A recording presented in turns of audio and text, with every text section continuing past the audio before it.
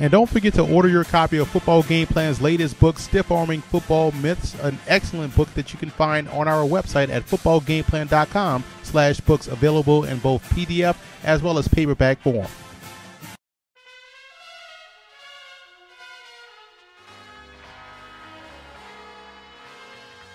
For the Broncos, you want to keep an eye on what lessons they learned last February in the Super Bowl versus Seattle, what worked offensively and defensively, along with some new added wrinkles they're going to throw in. I expect the first quarter to be huge with the lessons they learned last February. And I would also get aggressive on the corners. I think when you look at what they have at their disposal this year, Aqib Talib, the rookie Bradley Roby, they can get aggressive against these Seahawks wide receivers to force Russell Wilson to hold that football just a little bit too long. So that way DeMarcus Ware and company can find ways to get him on the ground. And when I look at this Broncos offense, I think they have to go to what the Colts did in '99 with Peyton Manning. They ran that outside zone, they ran that outside stretch, and they were able to operate off play action. It made them a dangerous football team. I think that's how they have to play versus Seattle in this matchup.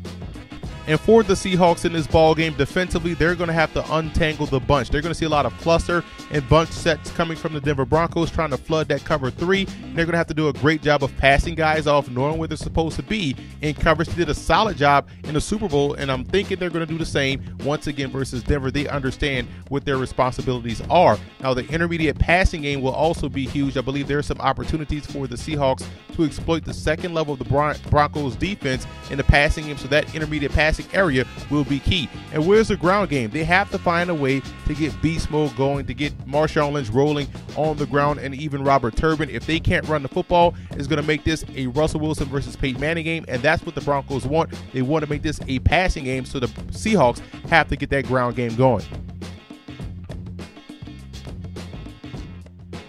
Now, here are some in-game adjustments you want to watch for in this ball game. Now, let's look at when the Broncos are on the field.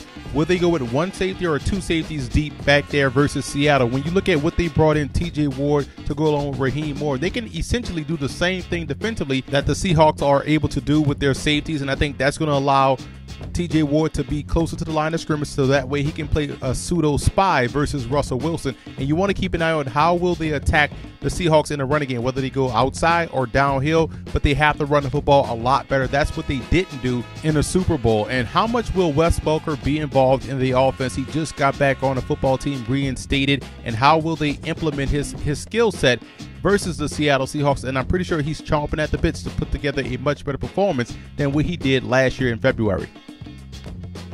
And for the Seahawks, you want to know what's the new wrinkle. I'm pretty sure Pete Carroll had this game circled on his calendar to throw in some new things both offensively and defensively versus the Denver Broncos to ensure that they have the same type of success they had in the Super Bowl. And how will they weaken the newfound pass rush of the Denver Broncos that has a healthy Von Miller and also has DeMarcus Ware now added to the roster? They have to find ways to weaken that pass rush. Maybe running downhill, running right at the rush could help them have success. And utilizing the backs in the passing game, again, this is a broken record. They have to find ways to make sure Marshawn Lynch touches the football more often than not. This is a guy that's a very underrated receiver. Find ways to get him involved in the passing game. To do so with Robert Turbin, you have to do the same with your best player.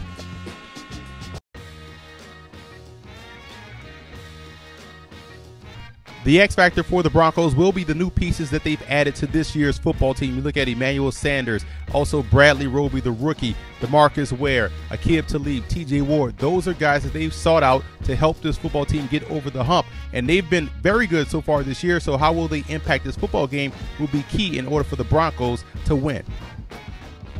And for the Seahawks, I look at their run defense being key. I'm pretty sure the Broncos will come in and try to establish the ground game very early and allow Peyton Manning to operate off play action. So that run defense, those guys in the front seven, have to bring their A game in order to have some success. Otherwise, it could be a long day because Monty Ball, in my opinion, is a guy that can get the job done inside the tackle box. And if they can't stop the run, they won't stop the Broncos.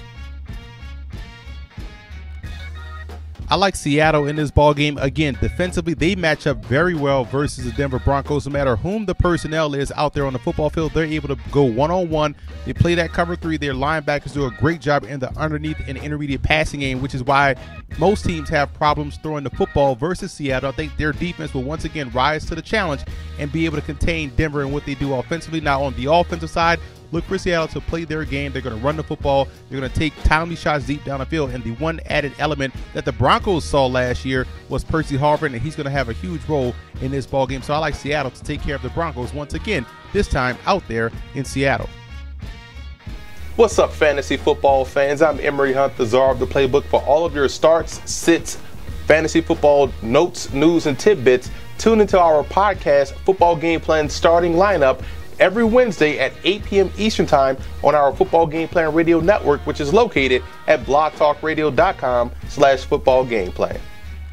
And don't forget to check out Football Game Plan's NFL Wraparound live every Sunday at 9 a.m. Eastern Time at blogtalkradio.com/footballgameplan, where we give you all of our late-minute and last-minute notes, news, and tidbits and thoughts on each and every game on the NFL schedule. And I also want to give a huge shout-out to Seahawks fan forums and Bronco fan forums for always showing Football Game Plan support.